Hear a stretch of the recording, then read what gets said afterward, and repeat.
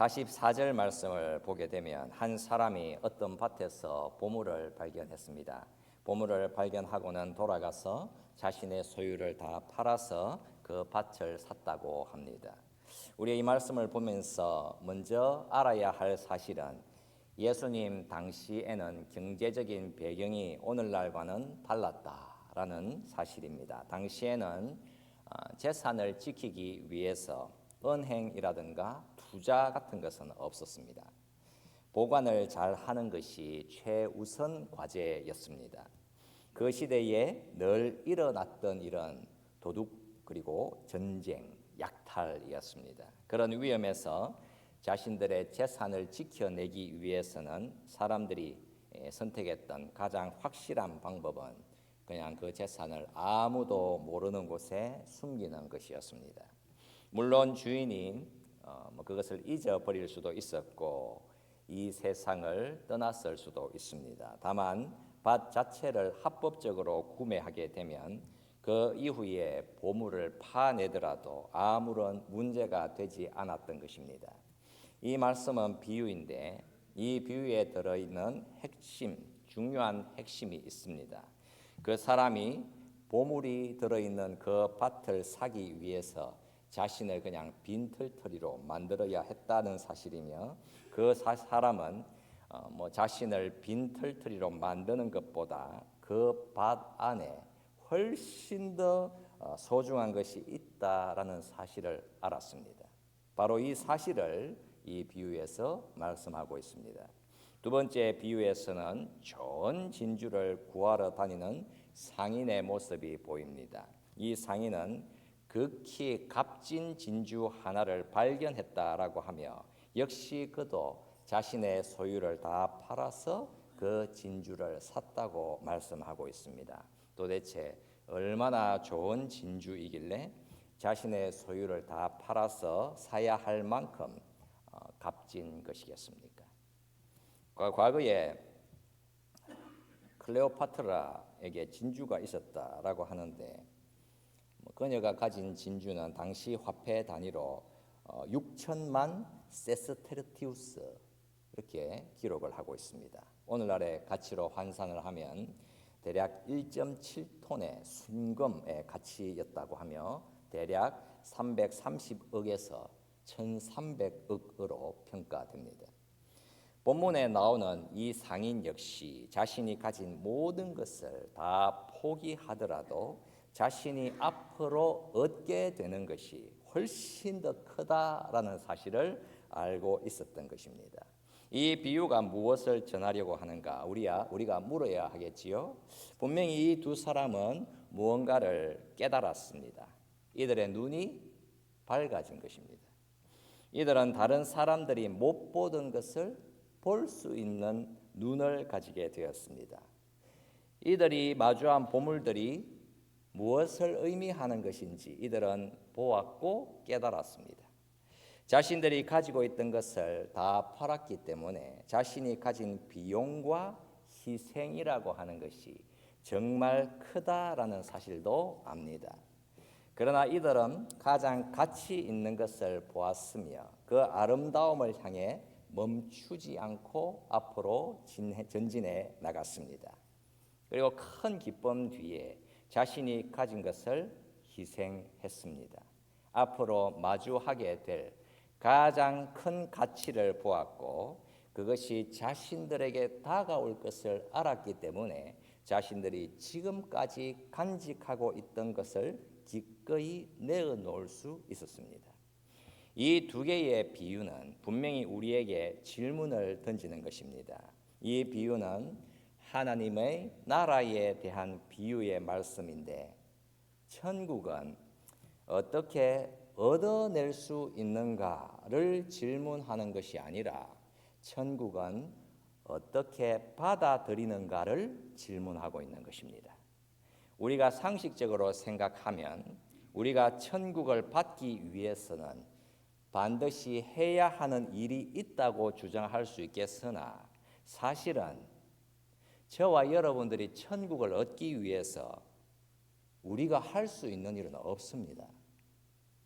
우리가 주장하고 싶은 어떤 헌신이라고 하는 것은 천국을 얻어내는 방식이 될 수 없습니다. 우리가 하나님을 위해서 무언가 의미 있는 일을 한다고 하는 다양한 헌신들은 하나님의 나라를 그냥 받아들이는 방식일 뿐입니다. 그 헌신으로 그 나라를 얻어낼 수는 없습니다. 기독교라고 하는 것은 하나님 아버지의 환대입니다. 기독교는 다른 누군가에 의해서 여러분들의 천국 입성 비용이 이미 지불되었다고 선언하는 것입니다. 탕자의 비유에서도 보게 되면 탕자가 어떻게 하여 아버지의 집에 환영을 받게 되었습니까?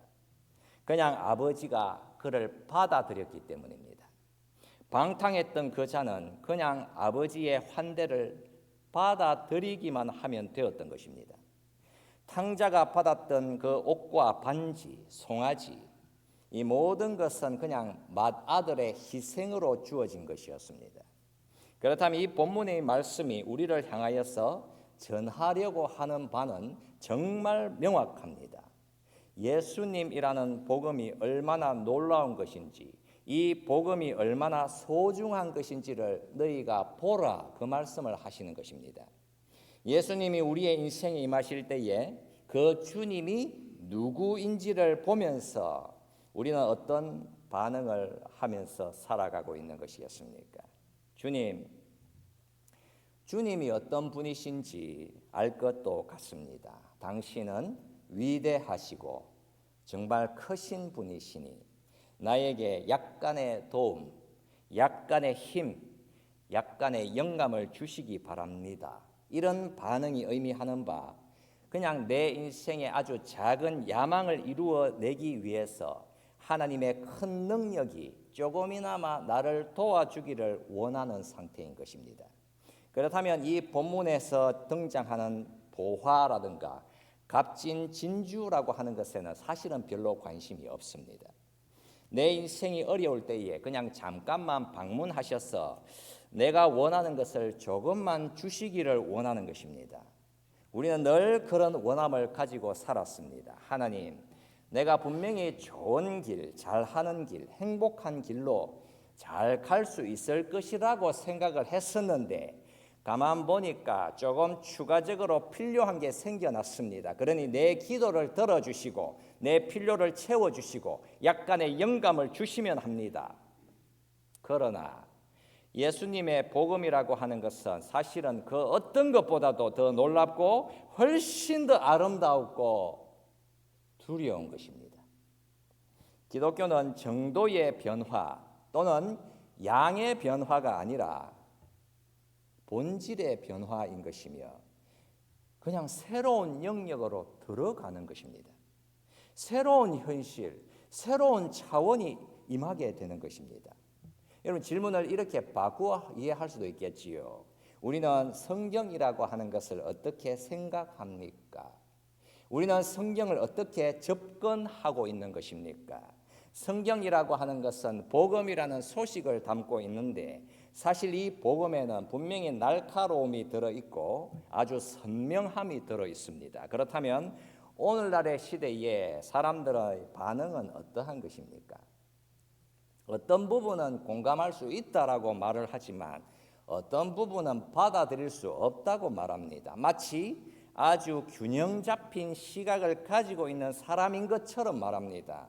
우리가 성경을 대하면서 나는 성경을 99%는 동의하지만 1%는 못 받아들인다라고 하면 그러면 여러분 과연 이 상태는 어떤 상태인 것이겠습니까? 나는 성경의 대부분을 믿지만 어떤 부분은 도무지 믿기 어렵다라고 한다면 이 상태는 어떤 상태인 것이겠습니까? 우리는 어떤 근거를 가지고 와서 이 말씀이 올바른지 아니면 틀린 것인지를 내가 결정을 하는 것이겠습니까? 이 결정의 상태가 어떤 상태인지는 아주 명확한 것입니다. 나의 지성보다 더 뛰어난 권위는 없다라고 하는 의미입니다. 여러분 너무나도 분명하지 않습니까? 나의 판단이라고 하는 것이 가장 명확하고 정확한 것이기에 나의 생각 그 위에 그 어떤 권위가 있다라는 사실을 인정하지 않겠다라는 뜻입니다. 사실 성경 말씀은 저와 여러분들을 상당히 어렵게 만들어 놓아야 합니다. 성경 말씀이 우리를 화나게 만들 수도 있어야 하며 우리를 힘들고 어렵게 만들어 놓을 수 있어야 합니다. 반드시 그래야 하는데 그렇지 않다라고 한다면 성경을 제대로 못 읽어내고 있거나 내가 그 성경 내용을 안 받아들인다라고 말하고 있는 것입니다. 그러니까 성경에 실질적인 권위를 부여하고 있지 않다라는 것이지요. 이런 영적인 현실 앞에서 우리가 예수를 믿고 산다, 우리가 예수를 믿는 성도다, 그 의미는 이제 내가 예수 그리스도의 통치와 그분의 권위 아래에 놓여졌다라는 사실을 의미하는 것이며 이제 내 인생을 전혀 새로운 차원의 나라에서 살아가고 있다라고 하는 의미가 되는 것입니다. 골로새서 1장 13절에서 사도 바울이 말씀을 하지요. 그가 우리를 흑암의 권세에서 건져내사 그의 사랑의 아들의 나라로 옮기셨으니 그 아들 안에서 우리가 속량 곧 죄사함을 얻었도다. 여러분, 예수를 믿는 그리스도인이란 누구냐? 조금 더 성경적으로 변했다라든가 성경을 조금 더 읽었다라든가 이전에는 말씀을 50% 거부했었는데 이제는 5%만 거부한다. 여러분, 그런 것이 아닙니다. 옛날에는 교회를 1년에 그냥 2번 정도만 나타났었는데 이제는 매주 온다. 여러분, 이거를 가리켜서 그리스도인이라고 하지 않는 것입니다. 저 사람은 그리스도인처럼 보인다. 과연 그런 것처럼 보인다라고 하면 그리스도인인 것입니까? 여러분, 그렇지 않습니다. 내 인생의 권위자가 누구냐라는 이 질문에 답이 정확하게 나와야 하는 것입니다. 나는 누구의 권위 아래에서 있는가? 사실은 교회에서 여러분들의 권위자는 아무도 없습니다. 그 어느 누구도 여러분들을 향해서 나의 권위 아래에 들어와야 한다라고 주장할 수 없는 것입니다. 오직 주님만이 저와 여러분들의 권위자인 것입니다. 내가 좋아하지 않고 마음에 들어 하지 않아도 우리의 왕, 우리의 권위자이신 예수님께로 그 중심을 옮긴다라고 한다면 여러분은 그리스도인으로 충분한 것입니다. 전혀 다른 영역에서 살아가는 삶인 것입니다. 로마서 1장 16절에서 말씀을 하지요. 내가 복음을 부끄러워하지 아니하나니 이 복음은 모든 믿는 자에게 구원을 주시는 하나님의 능력이 됨이라. 여러분, 우리가 그리스도인이 된다라고 하는 것은 하나님의 통치의 능력이 우리 안에서 역사하는 것입니다. 그러니까 내 인생의 본질적인 변화가 일어났다라는 사실을 확인할 수 있습니다. 외부에서 예수님의 복음이 저와 여러분들 안으로 들어왔으는 우리가 붙들고 살았던 그 기초를 완전히 뒤흔들어 놓으시는 것입니다. 우리의 모든 것이 다 뒤흔들려져 버렸습니다. 내 인생의 근간이 새롭게 형성되어져 버린 것입니다. 이제 내가 붙들고 살아야 할 참된 실체가 내 안으로 들어오게 된 것입니다. 전혀 지금까지 관심 가지지 않았던 곳에 이제야 비로소 우리의 눈이 거하게 되는 것입니다. 시간과 공간, 우리의 모든 삶들과 역사들을 바라보는 새로운 눈이 열려지게 되는 것입니다. 기뻐하며 돌아가서 자기의 소유를 다 팔아 그 밭을 사느니라. 가서 자기의 소유를 다 팔아 그 진주를 사느니라. 여러분, 무엇이 보입니까? 그 밭에 숨겨져 있는 것이 보물이다라는 사실을 알게 된 것입니다. 극히 값진 진주가 그렇게 중요한 것임을 알고 있습니다. 바로 복음의 가치, 예수의 가치가 어떤 것인지를 알고 보고 깨닫는 것입니다. 어떻게 하여 주님께서 나를 구원해 주셨는가? 내가 무언가 잘한 일이 있었는가? 오직 주님이 행하신 일하심 때문에 내가 구원을 받았구나. 예수님, 당신이 나의 주요, 나의 생명이십니다. 단호한 결심이 생겨난 것입니다. 내 모든 것 전부를 다 팔아도 나에게 예수님보다 더 중요한 것은 아무것도 없다라고 하는 확신이 생겨난 것입니다. 내 소유를 다 팔아서 그 밭을 샀고 자기의 소유를 다 팔아서 그 진주를 샀습니다. 여러분 너무 당황스러워하지는 마십시오. 다 팔았다라고 하니까 심히도 근심스러워하지 않겠습니까? 내 모든 것 기꺼이 다 팔 수 있겠다라고 하는 것이 의미하는 바 예수님의 중요성이 내 인생의 가장 크다라고 하는 의미인 것입니다. 나의 그 어떤 손실조차도 예수님이 내 곁에 계시다면 그게 아무런 손실이 아니었습니다. 예수님을 지키기 위해서라면 그 어떤 손실도 사실은 감수해야 하는 것입니다. 가령 사람들이 나를 바라보는 눈, 나의 이미지가 내 인생에 가장 중요했다라고 한다면 이제 그 이미지는 더 이상 내 인생의 1순위가 아닙니다. 나에게 자존심이란 더 이상 나를 주장하지 않게 된 것입니다. 우리의 인생에 만약에 하나님께서 이렇게 하신다면 나는 더 이상 그런 하나님을 믿을 수 없다라든가 만약 이런 일이 나에게 일어나게 가만히 내버려 두신다면 내가 주님을 더 이상 섬길 수 없어라고 했다면 나에게는 예수님보다 더 중요한 무언가가 있다라고 하는 의미인 것입니다. 내가 예수님을 지키기 위해서라면 내가 팔지 못할 것은 아무것도 없다라고 하는 고백. 그래서 내가 예수님을 믿습니다라고 하는 고백은 그냥 가볍게 대답할 수 있는 것이 아닙니다. 나는 지금 무엇을 섬기고 있는가라고 하는 진지한 질문 앞에 하나님이 우리를 세워놓으시는 것입니다. 새로운 시대, 새로운 나라, 새로운 현실, 바로 복음이 임한 것입니다. 그렇다면 주님의 부르심은 한두 시간 여유 있을 때에 탐구해 볼 만한 어떤 종교적인 아이디어가 아닌 것입니다. 다음에 그 근처에 갈 일이 있을 때에 한 번쯤 방문해서 감탄하여 바라보는 박물관의 매력적인 전시물 그 정도가 아닌 것입니다. 고대 세계에서도 지금도 유행해 왔던 생각, 그러니까 서로 다른 종교와 그 경험들이 우리가 수집할 수 있는 어떤 진주 세트와 같다라는 생각을 이 본문은 정면으로 거부하고 있습니다. 여러분, 오직 딱 하나만의 유일한 위대한 진주만 있는 것입니다. 오직 하나의 보화만 있습니다. 그 외의 모든 것은 그거 곁에서는 아무것도 아닌 것입니다. 예수라는 이 복음이 없다면 우리가 가진 것은 모두가 다 옛것일 뿐입니다.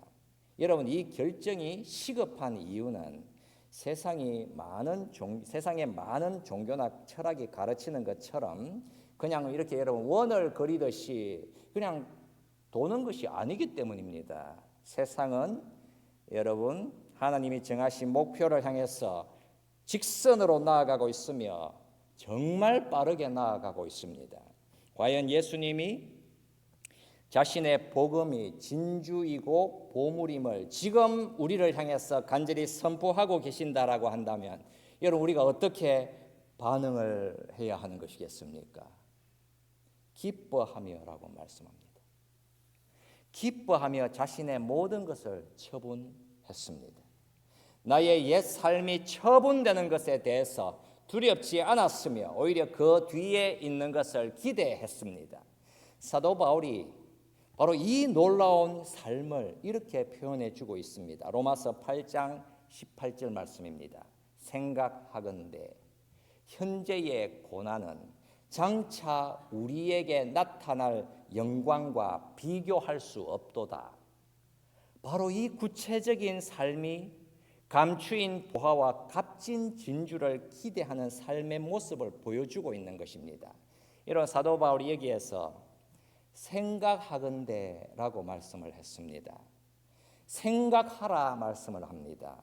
사도 바울이 생각하건대라고 말씀을 할 때에 여러분 이 표현은 로기조마이라고 읽습니다.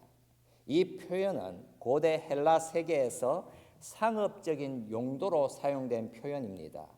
영수증을 처리하고 빚을 계산하고 가치를 평가하는 기술적인 용어입니다.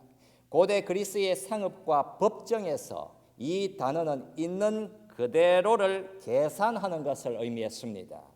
그러니까 어떤 대상이나 물건이 가지고 있는 객관적인 가치나 공로가 계산의 근거가 된 것입니다. 그러나 사도 바울은 이 생각하건대를 전혀 다른 의미로 확장시켜서 사용을 했습니다.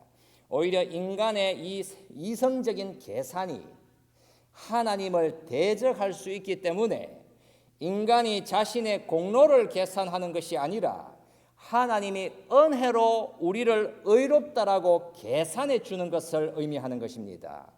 믿음으로 판단하건대 그 근거는 인간의 논리가 아니라 하나님이 주신 실제의 사건, 바로 십자가 사건에 근거하여서 믿음의 결론을 가지라고 하는 선포입니다. 그래서 사도 바울은 로기조마이라는 생각하건대라는 표현을 하나님 은혜에 따른 계산으로 해석합니다. 인간에게 의로운 가치가 있어서가 아니라 하나님이 십자가를 통한 자비로운 의지로 죄인들을 의롭다고 그냥 장부에다가 적어주시는 행위를 가리켜서 로기조마이 생각하건대라고 말씀하고 있습니다.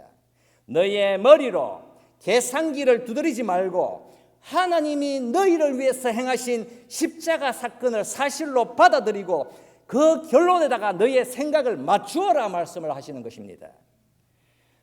나는 그것을 셈합니다. 생각하건대라고 선포합니다.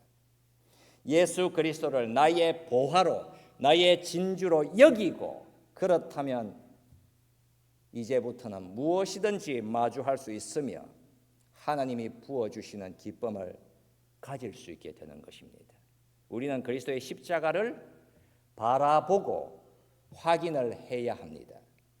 가령 우리가 주일마다 예배를 드리겠다고 이렇게 교회로 올라옵니다. 매주마다 오릅니다.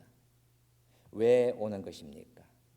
사도 바울이 말씀한 것처럼 생각하건대 로기조마이 하려고 계산하고 셈하려 오는 것입니다.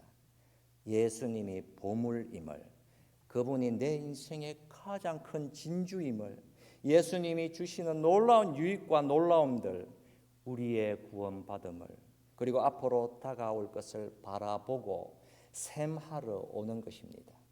우리는 교회에 와서 여러분 늘 기도하며 회개하지 않습니까? 우리는 무엇을 그리도 회개할 것이 많은 것입니까? 사실 돌아보면 정말 잘못한 것이 많습니다. 너무나도 많습니다. 나로 인해서 얼마나 많은 사람들이 나 때문에 아픔을 경험했습니까? 나 때문에, 나 같은 무익한 사람 때문에 누군가가 고통을 당한 적이 얼마나 많이 있습니까? 아무도 모르게 숨기고 속이고 미워하고 절망하고 저주하고 헛된 것을 사모하고 품은 적이 얼마나 많이 있습니까? 교만하고 자고하고 평가하고 비난하고. 여러분, 정말 우리가 죽일 놈들인 것입니다. 사실 이런 모든 것을 다 회개하지만 근본적인 문제는 바로 예수님이 내 인생의 유일한 진주이자 보물인 것을 인정하지 않고서 살았던 삶들, 바로 내 삶에 예수님이 결핍된 것을 우리는 처절하게 회개해야 합니다. 예수님, 당신이 나를 위해 행하신 일, 당신이 나를 사랑하기 위해서 십자가를 지신 일, 당신이 나를 사랑하시는 그 일에 내가 매료되지 않았음을 회개합니다. 그래서 우리가 걸어가야 하는 길은 사랑의 결핍에 대해서 회개해야 하는 것입니다. 내 딱딱한 마음이 주님의 그 사랑을 로기조마이 생각할 때에 그 보물이 얼마나 값진 것인지를 볼 수 있습니다. 그 값진 진주를 경험하고 소유하고 누리기 위해서 저와 여러분들은 얼마든지 큰 대가를 치를 수 있습니다. 가령 누군가가 여러분들에게 질문을 했습니다. $1,000 물건은 비싼가요? 그럼 우리는 묻겠지요. 도대체 뭘 사길래 1,000불이나 되나요? 예, 양말을 사려고요. 그렇다면 우리는 반응을 하겠지요. 말도 안 돼요. 너무 비싸네요. 무슨 양말이 1,000불이나 합니까? 라고 반응을 하겠지요. 그러나 내가 주차장에 저기 세워두었는데 나에게는 별로 필요가 없어서 새로운 자동차 한 대입니다. 내가 저 주차장에 새로운 렉서스 자동차를 $1,000에 당신에게 팔겠습니다. 라고 한다면, 그리고 여러분 그 말이 정말 사실이라고 한다면 여러분 뭐라고 반응을 하겠습니까? 내 가진 것을 속히 팔아서라도 곧 사겠습니다라고 반응을 하지 않겠습니까? 우리가 할 일이 무엇입니까? 어떤 것이 비싼지 아니면 싼지에 대해서는 그것이 무엇이냐에 달려 있는 것입니다. 우리가 출애굽의 6월절 그날 밤, 그 달의 시작, 곧 해의 첫 달에 그 열 나흔 날 밤에 무슨 일이 일어났는지를 기억해 보십시오. 그날 밤은 아주 특별한 밤이었습니다. 이스라엘 회중들은 그날 해가 질 역에 생후 1년 이내에 어린 양을 도살했습니다.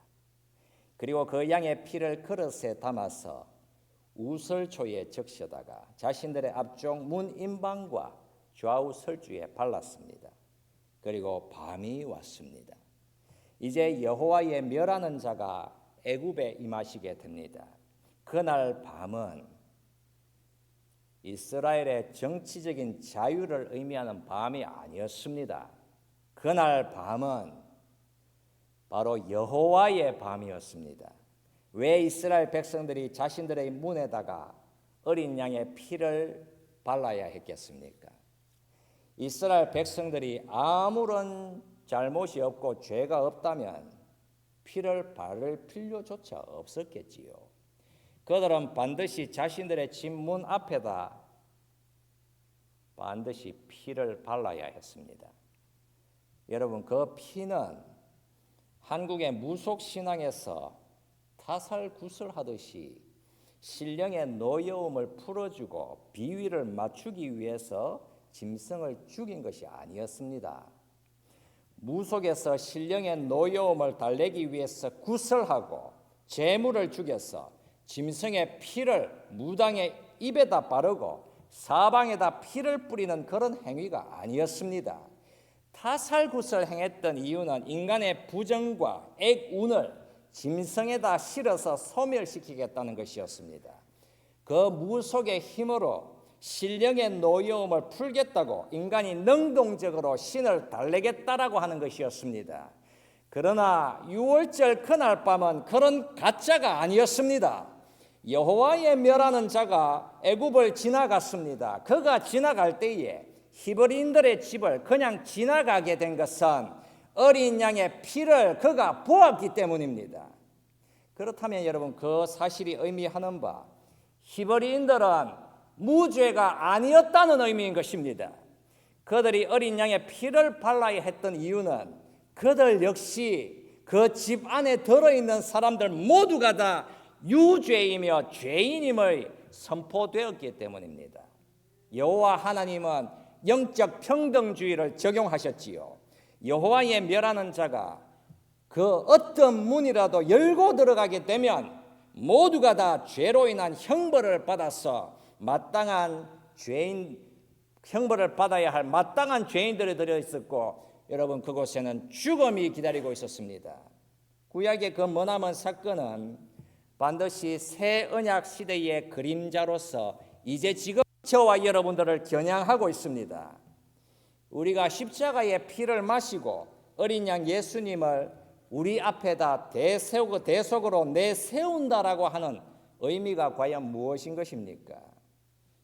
예수님 뒤에 서 있는 저와 여러분들은 유죄 판결을 받은 죄인이다라고 하는 의미가 분명한 것입니다. 우리가 하나님의 임재 앞에서 끊어져 영원한 사랑의 결핍 가운데 놓여져야 했었는데, 그렇지 않게 된 것은 오직 예수님의 희생과 피로 저와 여러분들을 가려주셨고 덮어주셨기 때문인 것입니다. 바로 이 복음이 저와 여러분들의 이 자리에 지금 선포되고 있기 때문에, 그렇다라고 한다면 여러분, 십자가의 복음이라고 하는 이 진주는 과연 어느 정도의 가치, 어느 정도의 보물, 어느 정도의 진주가 되는 것이겠습니까? 우리가 이 말씀을 셈하고 계산하고 생각하면서 우리가 함께 같이 기도하도록 합시다. 여러분, 우리에게는 무엇이 그렇게 소중한 보물인 것입니까? 나를 구원하신 예수님은 도대체 어느 정도로 가치가 있는 진주인 것입니까? 우리 영혼의 평안이라고 하는 것이 도대체 어디에서 임하게 되는 것입니까? 우리는 얼마나 예수님의 복음의 은혜 안에서, 그리스도의 십자가 지심이라고 하는 대속의 은혜 안에서 우리가 기뻐하고 자유하시고 있습니까? 오 주님, 주님의 그 사랑의 중요함과 필요성을 갈급해하지 않았던 삶을 내가 지금 회개합니다.